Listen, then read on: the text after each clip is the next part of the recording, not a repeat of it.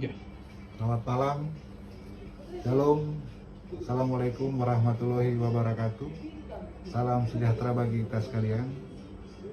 Saya Dr. Franky PPK Menkes, selaku Direktur Rumah Sakit Gemim Pancaran Kasih Manado, bersama direksi dan segenap karyawan mengucapkan turut berbelasungkawa atas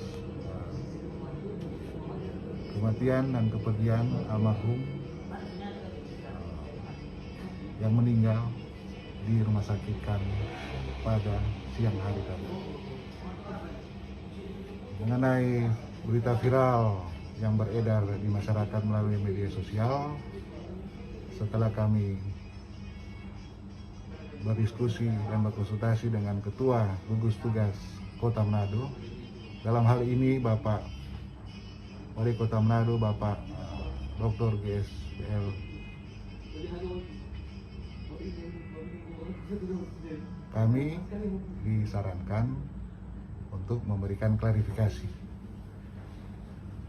Setiap pasien yang masuk di Rumah Sakit Gemim Pancaran Kasih,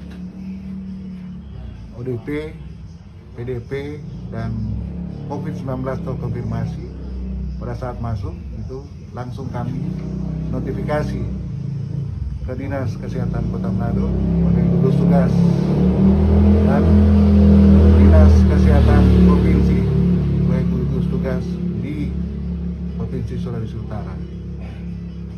Dan selama dalam penanganan dan perawatan, apabila pasien ini meninggal, kami juga harus menotifikasi atau memberitahukan ke gugus tugas Dinas Kesehatan, gugus tugas Kota Manado,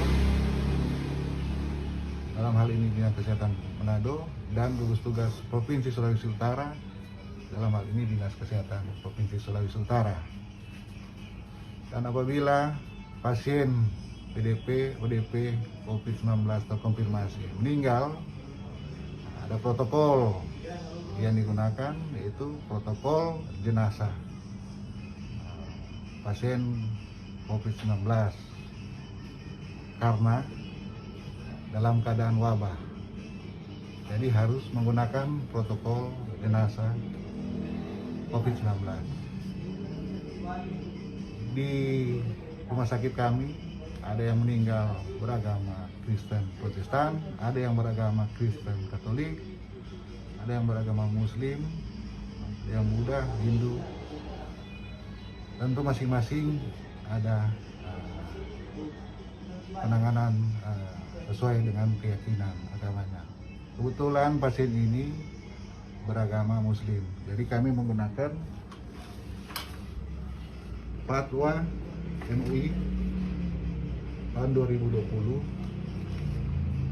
nomor 18 tentang pedoman pengurusan jenazah Muslim yang terinfeksi COVID-19. Di pasal 7 disebutkan jenazah bisa dimandikan,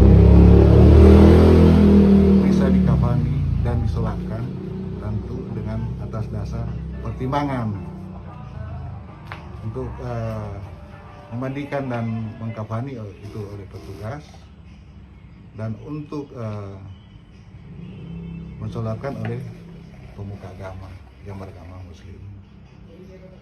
Biasanya di kami dia kebijakan, karena ini bukan yang pertama, tentu karena yang mensolatkan, memandikan dan mengkafani menanggung risiko yang bisa terjadi, dalam hal ini tertular, maka dia harus menggunakan APD level 3, dalam hal ini APD lengkap. Dan biasanya kami memberikan insentif sebesar 500.000 per orang. Kebetulan yang terjadi tadi adalah yang memandikan pemuka agama, yang mengkafani dan mensolatkan. Ini cuma satu petugas, biasanya ada 3. Insentif biasanya sudah keluar 3. Yang menerima adalah pemuka agama. Petugas kami di sana melaporkan, dok, ada 2 insentif yang tertinggal. Yang saya instruksikan berikan saja ke siapa saja yang ada di situ. Dan kebetulan yang ada di situ keluarga. Dan menurut petugas, keluarga tidak menerima. Jadi itu ada miskomunikasi, mungkin ada kesalahpahaman. No? Kalaupun kami salah, kami mohon maaf, tapi dari lubuk hati kami yang terdalam, kami hanya menjalankan kebijakan yang telah dibuat. Dan misalnya pun kalau diterima, anggaplah itu sebagai ungkapan bela sungkawa. Bukan dalam hal ini yang berbeda isu kami menyogok